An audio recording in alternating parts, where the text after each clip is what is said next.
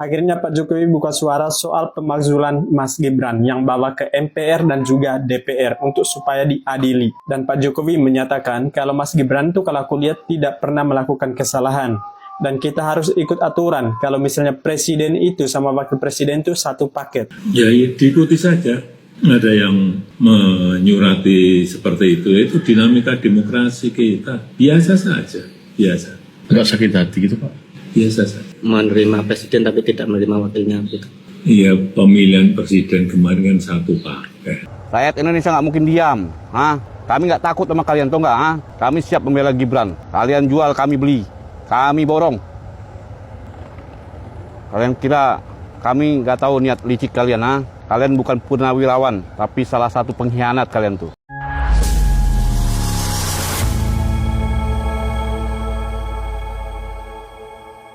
Assalamualaikum warahmatullahi wabarakatuh, saudara-saudaraku sebangsa dan setanah air. Dimanapun kalian berada, semoga kalian selalu dalam kondisi sehat walafiat. Berjumpa lagi dengan saya di Gaspol Update. Kami bukanlah buzzer pihak manapun, kami hanya menyajikan keputusan ada di tangan Anda. Teman-teman, ini ada video yang menurut saya cukup menarik, yakni tentang kabar lanjutan mengenai upaya pemakzulan Gibran yang dilakukan oleh pengacau di negeri ini ya, dengan memanfaatkan para purnawirawan yang sudah pada bengek. Terkait hal itu teman-teman, akhirnya Jokowi berspeak up alias angkat bicara. Dan jawaban Jokowi ini membikin para pembenci itu kicep, sangat menohok sekali ya. Kalau mereka punya otak ya kan, tapi kalau ndak punya otak ya beda lagi ya.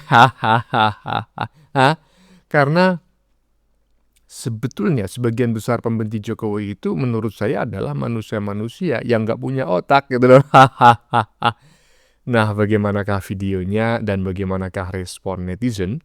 Mari kita tonton bersama, kemudian mari kita komentari bersama di bagian akhir video. Ini dia.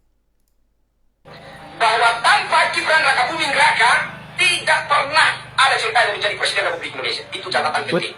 Betul sekali. Tanpa Gibran Rakabuming Raka tidak akan pernah ada ceritanya Jenderal Prabowo Subianto menjadi Presiden Republik Indonesia. Itu catatan penting. Itu fakta yang tidak bisa dipungkiri. Efek Gibran Rakabuming Raka saat ini Jenderal Prabowo Subianto menjadi Presiden Republik Indonesia. Dengar itu purnawirawan. Yang kalian tuntut untuk dicopot, dimasukkan. Ini sesuatu yang Emang negara ini punya purnawirawan, bukan rakyat kecil yang tahu, yang milih.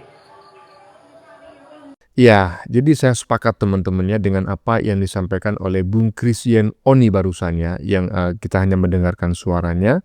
Kemudian netizen hanya manggut-manggut saja mendengarkan pernyataan Bung Christian Onis yang sangat berapi-api.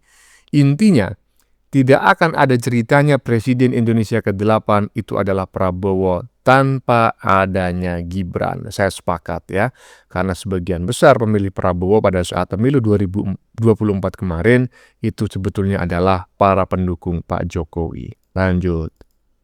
Bahwa pemakzulan itu harus korupsi atau melakukan pelanggaran berat itu baru. Enggak sakit hati gitu Pak? Biasa saja. Negara ini kan negara besar yang memiliki sistem ketatanegaraan. Ya, diikuti saja. Ada yang menyurati seperti itu dinamika demokrasi kita. Biasa saja, biasa. Enggak sakit hati gitu Pak? Biasa saja. Menerima presiden tapi tidak menerima wakilnya gitu. Iya, pemilihan presiden kemarin kan satu paket. Bukan sendiri-sendiri. Kayak di Filipina itu sendiri-sendiri. Di kita ini kan satu paket. Sekali lagi, sistem ketatanegaraan kita memiliki mekanisme yang harus diikuti. Bahwa pemakzulan itu harus presiden atau wakil presiden, misalnya korupsi, atau melakukan perbuatan tercela, atau melakukan pelanggaran berat itu baru. Nah, ya kan? Barusan kita mendengar Pak Jokowi berspeak up di hadapan para awak media di rumahnya ya kan, ketika ditanya mengenai para purnawirawan bengek yang sudah mengirimkan surat ya kepada DPR, bahkan juga kepada MPR yang isinya meminta pemakzulan Gibran ya. Sudah jelas apa yang disampaikan oleh Pak Jokowi barusan, dan itu menurut saya sangat menohok karena memang Gibran nggak punya kesalahan gitu loh. Ini menohok sekali gitu loh bagi orang-orang yang punya otak gitu loh. Tapi beda lagi kalau mereka nggak punya otak. Lanjut. Akhirnya Pak Jokowi buka suara soal pemakzulan Mas Gibran yang bawa ke MPR dan juga DPR untuk supaya diadili. Dan Pak Jokowi menyatakan kalau Mas Gibran itu kalau aku lihat tidak pernah melakukan kesalahan. Dan kita harus ikut aturan. Kalau misalnya presiden itu sama wakil presiden itu satu paket.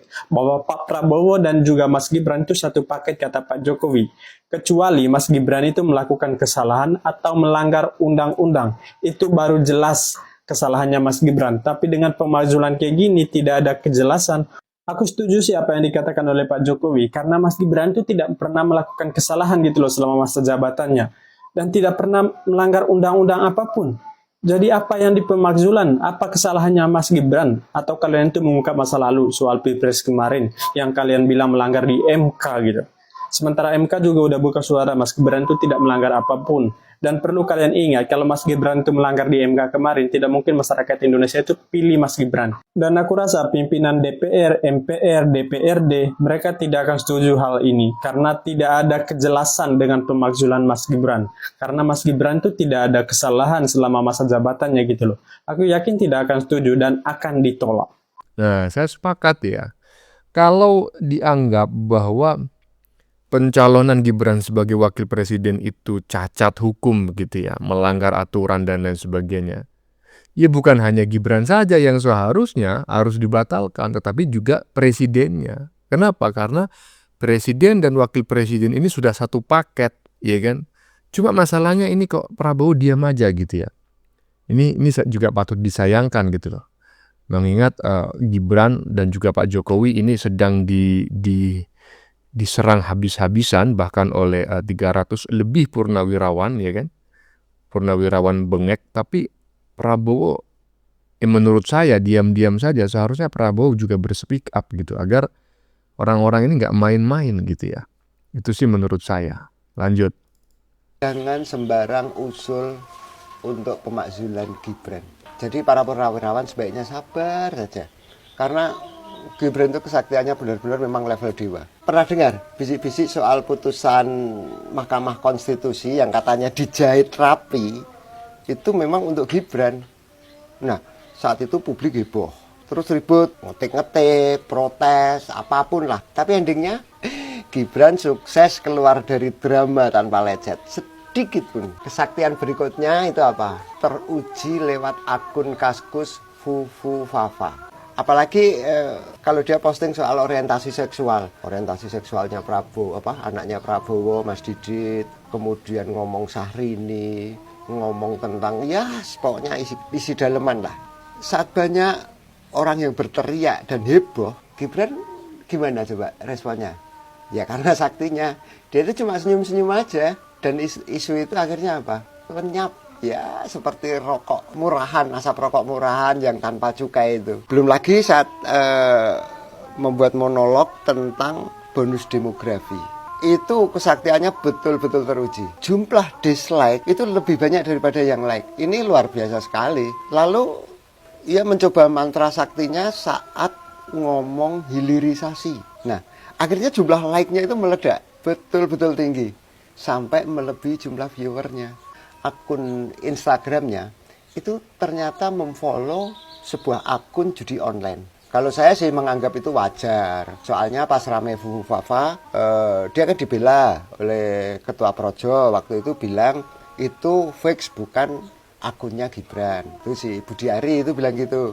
Jadi ketika dia follow akun judi online, dan itu momentumnya itu bersamaan dengan nama Budi Ari disebut dalam dakwaan jaksa, bahwa Budi Ari menerima 50% setoran dari bandar judi online. Ya silakan, kelihatan kan relasinya, hubungannya itu kelihatan sekali.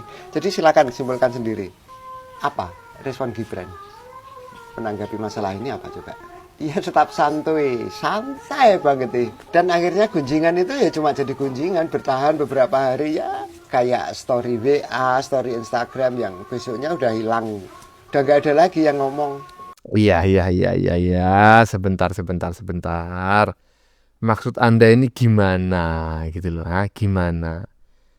Saya nggak mau membahas semuanya teman-teman ya, karena banyak sekali yang dibahas oleh netizen barusan ya. Saya coba mau membahas Fufu Fafa saja, ya kan? Fufu Fafa itu katanya menguap begitu saja. Lah, kok menguap begitu saja? Bukannya kalian yang berkoar-koar bahwa Fufu Fafa itu 100,1% adalah akun milik Gibran. Lah, kalau saat ini diam-diam saja, menguap begitu saja, berarti Anda yang tidak serius mengungkapnya. Atau mungkin ya karena memang Anda selama ini cuma bacot aja, menuduh tanpa memiliki bukti. Itu kan kebiasaan kalian, kebiasaan para pembenci Pak Jokowi. Seolah-olah katanya orang Jawa, koyo iyo dalam menuduh orang. Tetapi nggak punya bukti. Disuruh membuktikan nggak bisa gitu loh. Ya kalau Anda ingin Fufu Fafa itu tidak menguap begitu saja, ya buktikan bahwa Fufu Fafa itu benar-benar milik Gibran. Jangan mengatakan Gibran sakti segala macam, tapi isinya menyindir macam kayak gini. Aduh, lanjut. Untuk mantan jenderal ya, yang ingin melengsarkan Gibran menjadi Wapres dan diganti sama Anies, pakai otak kalian kan. Rakyat Indonesia nggak mungkin diam, Kami nggak takut sama kalian, tau nggak? Kami siap membela Gibran. Kalian jual, kami beli, kami borong. Kalian kira kami nggak tahu niat licik kalian, Kalian bukan purnawirawan, tapi salah satu pengkhianat kalian tuh. Melanggar konstitusi malah kalian kayak gitu, Kalian nggak layak dihargai, tau nggak? Kalau kalian ingin melengsarkan Gibran, langkai dulu malah mayat-mayat kami, tau nggak? Kalian kira kami penakut? Kami siap membela negara ini, tau nggak? Jangan pejuang aja yang membela, kami pun siap. Para pengkhianat telah bersatu ingin melengsarkan Gibran, tetapi para pejuang dan pendukung Negara Kesatuan Republik Indonesia setia sampai napas terakhir demi Indonesia maju. Sepakat ya, karena saya yakin para gerombolan pengacau ini ya aktor intelektual di belakangnya. Kalau tidak ya kan, para mereka-mereka yang gila agama, yang mabok agama adalah mereka-mereka yang berdiri di belakang partai yang selama ini terkorup di Indonesia. Lawan jawabannya, ya kan? Iya. Jangan beri kesempatan, jangan beri kendur, ya kan? Harus tetap dilawan. Lanjut.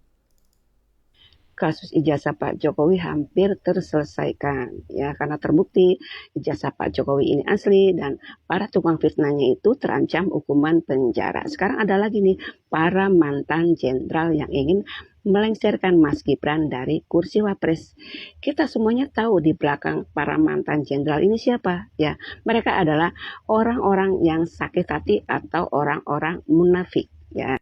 Karena di mana orang-orang ini dulunya pernah melamar Mas Gibran untuk menjadi wakilnya seperti Ganjar Pranowo, Anies Baswedan, juga Pak Prabowo Subianto. Ya, tapi di sini ketiga-tiganya itu ditolak ya oleh Pak Jokowi karena Mas Gibran ini belum mencapai usia 40 tahun, berkali-kali ditolak ya, berkali-kali pula mereka memaksa agar Mas Gibran ini mau menjadi salah satu wakil dari mereka karena mereka ini tahu di belakang Mas Gibran ini ada Pak Jokowi yang dimana Pak Jokowi ini masih sangat dicintai rakyatnya dan mereka yakin akan memenangkan pemilihan capres dan cawapres saat itu.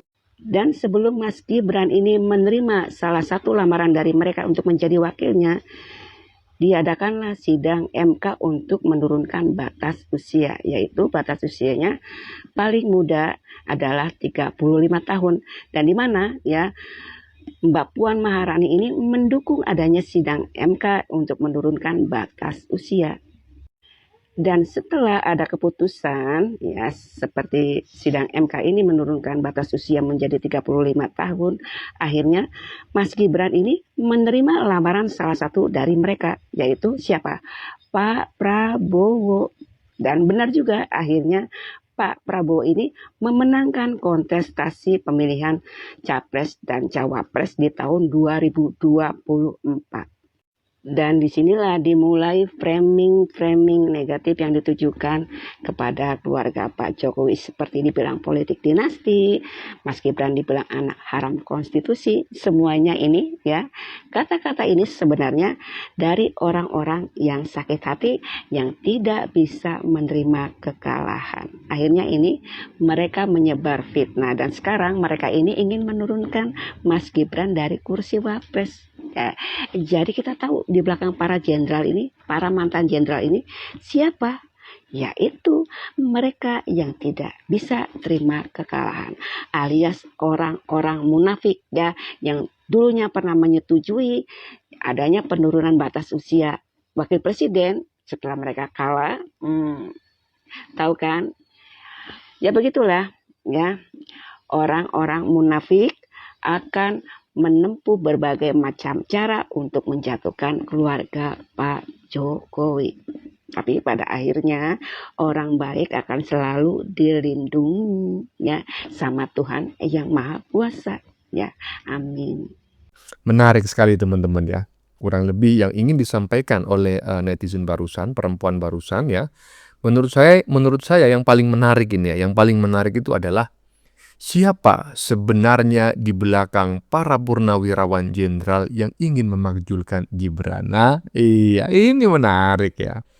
Jadi kita tidak perlulah ya terlalu sibuk atau waktu kita terlalu tersita banyak untuk memikirkan para purnawirawan bengek, ya kan? Karena apa? Ini orang udah nggak laku, udah bengek, nggak usah dipikirin. Yang dipikirin adalah siapa sebetulnya di belakang para purnawirawan bengek ini. Ini harus diungkap, ya kan? Agar masyarakat tahu dan masyarakat siap menghajarnya nanti gitu loh. Karena kalau nggak diungkap, ya Indonesia ini ya mudah dimainkan oleh segelintir elit tertentu, ya kan? Dan itu efeknya nggak bagus loh. Jadi semacam apa ya? Ada segelintir orang yang seolah-olah tuh bisa mengendalikan bangsa dan negara ini, ya kan? Iya harus diungkap agar kita tahu siapa sebetulnya aktor di belakang para purnawirawan bengek tersebut. Lanjut. Gibran Rakabuming harus dimaksulkan. Bagaimana ceritanya mau dimaksulkan? Saya sebagai anggota MPR, saya tidak pernah berpikir untuk memaksulkan Gibran Rakabuming. Kenapa? Karena proses demokrasi sudah berakhir. Pemilu sudah berakhir. Harusnya proses-proses seperti ini harus kita hormati dan kita hargai. Hasil pemilihan umum, pemilihan presiden itu adalah hasil yang dilahirkan oleh rakyat Indonesia. Pak Prabowo dan Pak Gibran sudah dipilih oleh rakyat. Pilihan rakyat ini harus kita hormati, harus kita hargai sebagai takdir yang harus kita terima. Kalau kita menolak Gibran, itu artinya kita menolak takdir Tuhan. Kalau kita berpikir untuk memaksulkan Gibran, maka sama halnya kita memaksulkan takdir Allah. Tidak bisa. Ya. Dan satu lagi, yang bisa memaksulkan presiden atau wakil presiden itu adalah anggota MPR, bukan orang luar. Ide-ide bolehlah, bicara bolehlah, tapi kalau sampai memaksulkan, tidak mungkin, tidak bisa. Kenapa? Karena MPR belum pernah membicarakan itu. Saya pikir sudahlah, kita semua harus bisa menerima hasil ini. Rakyat Indonesia sudah memilih Gibran Rakabuming sebagai wakil presiden, wakil dari Bapak Prabowo Subianto. Tidak usah kita olah-olah lagi, tidak usah kita seret-seret lagi. Kalaupun misalnya kita tidak suka dengan Pak Gibran, kita kritis boleh. Tapi sebagai orang tua misalnya, kalau Mas Gibran ada kesalahan, kan bisa dipanggil. Sebagai anak muda, Mas Gibran saya pikir bisa dinasihati. Tidak lantas kemudian harus dimaksulkan. Ya. Mohon maaf, saya agak kurang setuju. Karena wakil presiden satu paket dengan presiden. Kalau kita tidak setuju dengan wakilnya, maka berarti kita tidak setuju juga dengan presidennya. Maka bagi saya, ini tidak patut kita dorong dan kita paksakan. Karena rakyat sudah memilih. Itulah takdir yang harus kita terima. Anggota MPR aja bingung gitu loh. Gimana ceritanya mau dimakzulkan? Para purnawirawan bengek sok-sokan lebih ngerti, ya kan? Lebih ngerti hukum, lebih ngerti aturan, tata negara, ya kan? Aduh, apalagi itu si maling panci, ya kan? Sok-sokan, sok taunya. Anggota MPR saja, karena nanti anggota MPR lah yang akan menggodok apakah pemakzulan itu layak dilakukan ataukah tidak. Dan jawabannya barusan sudah kita dengar bareng-bareng gitu loh. Aduh. Ya teman-teman, bagaimana menurut kalian? Keputusan ada di tangan Anda. Silakan tulis di kolom komentar, baik Anda yang setuju maupun yang tidak setuju dengan isi konten ini. Sebelumnya saya memohon maaf jika dalam penyajian konten ini ada kata-kata yang menyinggung, kurang tepat penggunaannya, atau ada data yang dianggap keliru atau salah. Saya memohon maaf yang sebesar-besarnya. Kita jumpa lagi di lain video. Salam NKRI.